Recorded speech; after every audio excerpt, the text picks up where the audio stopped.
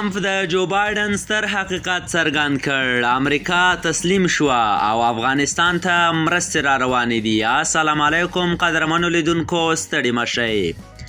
ټرمپ د افغانستان په اړه د بایډن پر ادارې انتقاد وکړ. د امریکا د متحدو ایالاتونو پخواني ولسمشر ډونالډ ټرمپ له افغانستانه په بیړه د امریکایي ځواکونو د ایستلو په اړه د ولسمشر بایډن پر ادارې انتقاد وکړ. ټرمپ چې د 2020 میلادي کال په فبرورۍ کې په افغانستان کې د امریکا د پوځي ماموریت د پای ته رسولو لپاره له طالبانو سره یو تړون لاسلیک کړی، پرون شنبه پر امریکا د سپټمبر د 11مې د تروریستي بریدونو له شلمې کلیزې څخه په استفادې د بایډن اداره بې کفایته وبلله، چې د په وینا له افغانستانه یې په بیرونکي ډول امریکایي ځواکونه وایستل او په دې هیواد کې د امریکا اوږده جګړه په لیونتوب سره پای ته ورسوله. ټرمپ د نیویارک د پولیسو له ماموریت څخه د کتنې پر مهال وویل، په هغه بڼه چې موږ له افغانستانه راووتو داسې ښکاري چې موږ تسلیم شوو. له طالبانو سره د ټرمپ د ادارې د تړون له مخې ټول امریکایي ځواکونه باید د روان کال د می میاشتې تر 11مې نیټې پورې له افغانستانه وتلي وای، خو ولسمشر جو بایډن دغه نیټه د تېرې اګست میاشتې 11مې ته وغځوله او ټول ځواکونه یې تر دې نیټې یوه ورځ مخکې چې طالبان له مخکې د همدې میاشتې په 15مه پر کابل واکمن شوي وو له افغانستانه وایستل.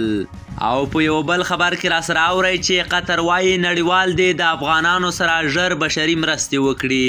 د قطر د بهرنیو چارو وزیر له نړیوالو وغوښتل چې د افغانستان له خلکو سره هر څومره ژر چې کیدای شي بشري مرستې وکړي. محمد بن عبدالرحمن الثاني دغه غوښتنه له خپل روسي سیال سرګي لاوروف سره تر کتنې وروسته پرون شنبې په مسکو کې په یوه خبري غونډه کې وکړه او ویل چې که په افغانستان کې وضعیت لا خرابېږي نو هیڅ یو ګاونډی به یې له ناوړو اغیزو خوندي نه وي.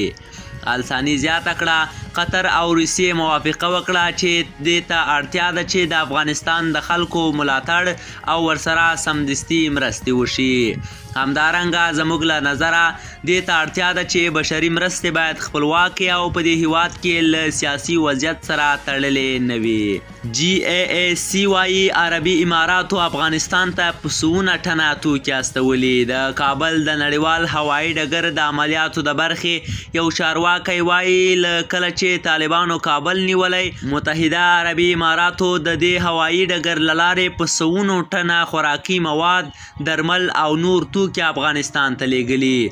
د GAAC د کمپنۍ سیمهییز مشر ابراهیم معروفي ویلي د سپټمبر له 3مې راهیسې د متحده عربي اماراتو حکومت افغانستان ته د مرستو رسولو یو هوایي دهلیز پرانیستی او تر اوسه یې په 11 الوتنو کې 255 ټنه خوراکي مواد او روغتیایي توکي د هیواد ته رالیږلي دي. د فرانس پریس اژانس د راپور له مخې په متحده عربي اماراتو کې میشته دغه کمپنۍ د 2020 میلادي کال د نومبر له میاشتې راهیسې د کابل هوایي ډګر کې د بارونو د انتقال او امنیت چارې پر مخ وړي. د راپور له مخې په دغو مرستو کې د غوایي غوښه، وچې شیدې، د پخلي غوړ او روغتیایي توکي شامل دي.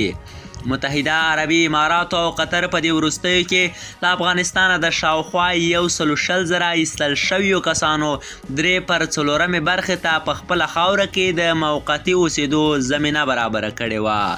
د هغو 3 هیوادونو په ډله کې چې د طالبانو مخکینۍ واکمنۍ یې په رسمیت پیژندلې وه، یو یې هم متحده عربي امارات و. قدرمنو لیدونکو، هیله ده چې خبرونه به مو اورېدلي وي. د نورو تازه خبرونو لپاره در سره زموږ د یوټیوب چینل سبسکرایب کړئ. تر بیا ښه وختونه.